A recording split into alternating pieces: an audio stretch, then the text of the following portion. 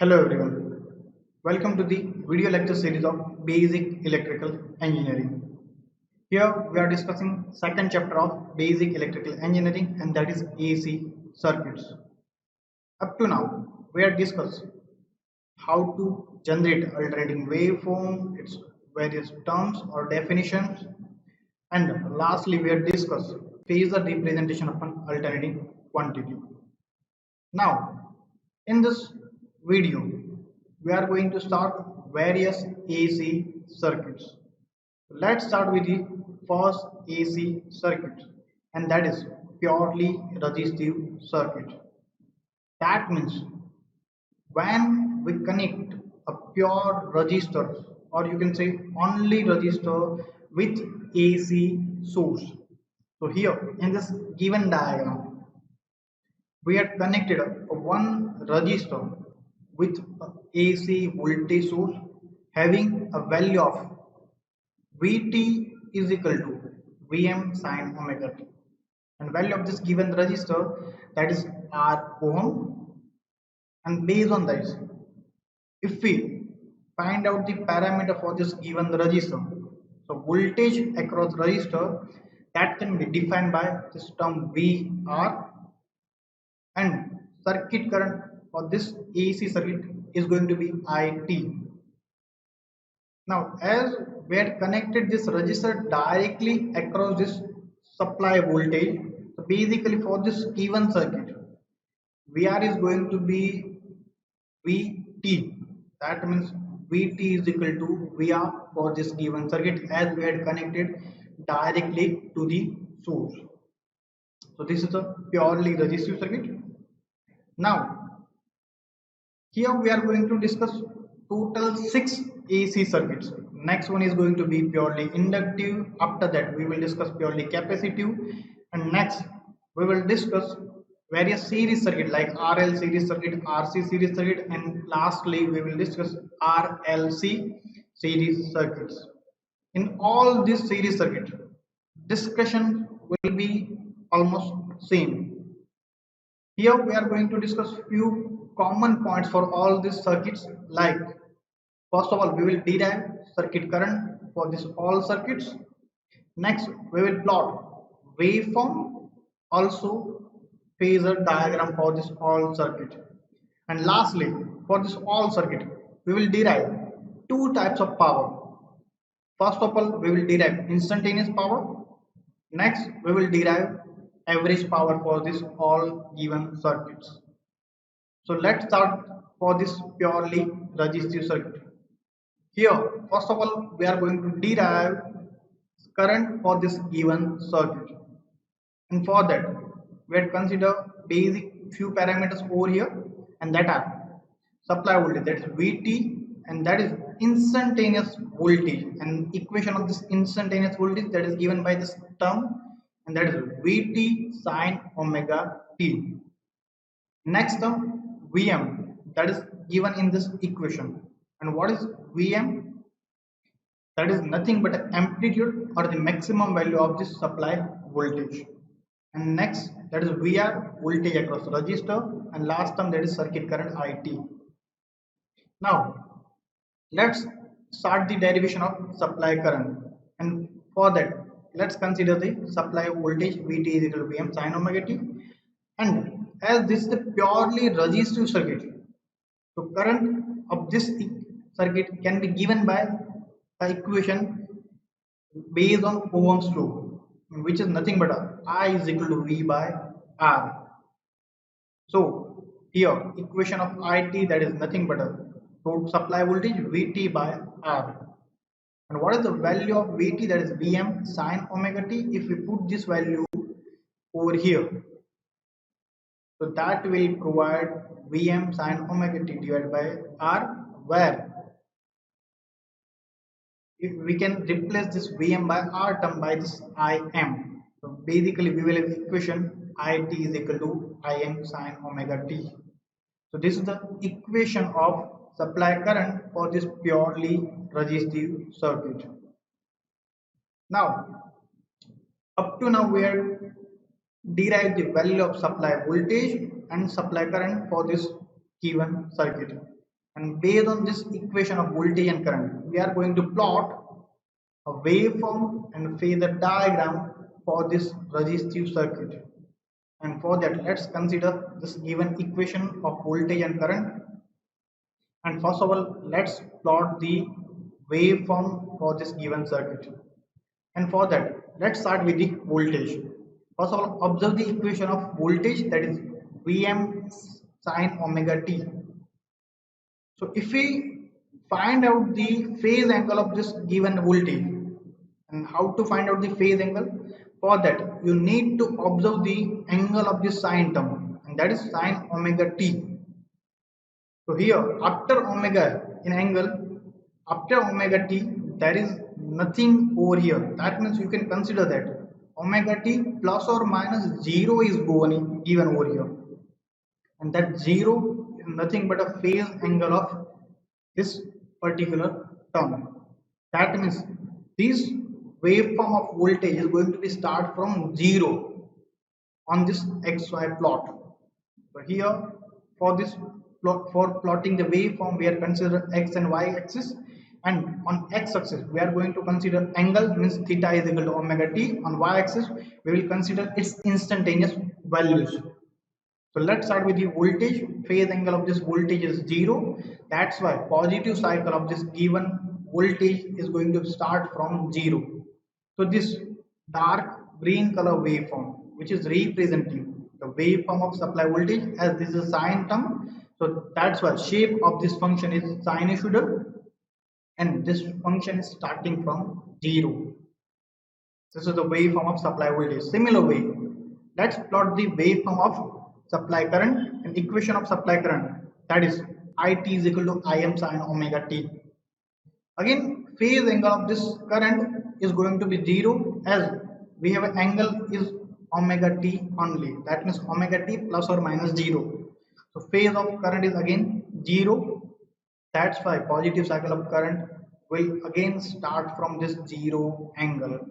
So this dark red color waveform is representing the waveform of supply current. And here this term Vm and Im, that is the amplitude of voltage and current respectively.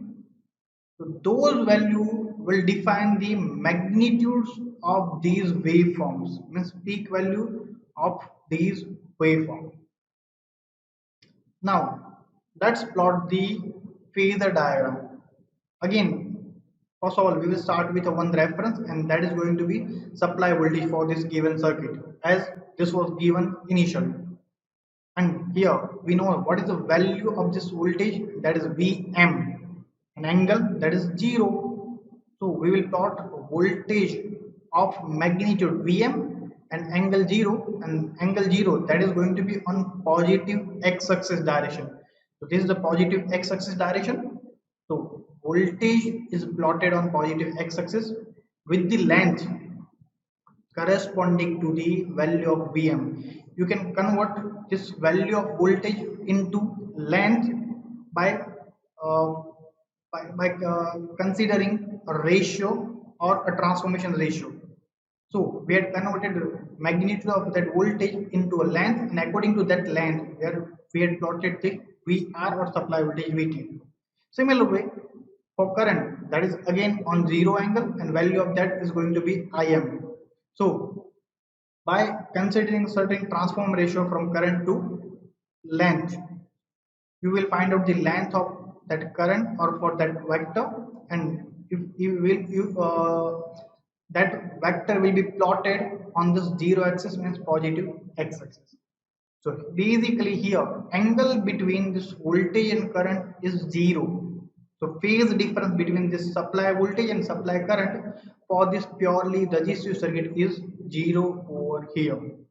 So this was the waveform and phasor diagram for purely resistive circuit. Now next we will derive the powers for purely resistive circuit. First of all, we will derive the instantaneous power. And what is that? So definition of instantaneous power is given over here. So instantaneous value of power drawn by this given circuit is given by the product of instantaneous voltage and instantaneous current. So basically, if we multiply the instantaneous voltage and instantaneous current, we will have an instantaneous power.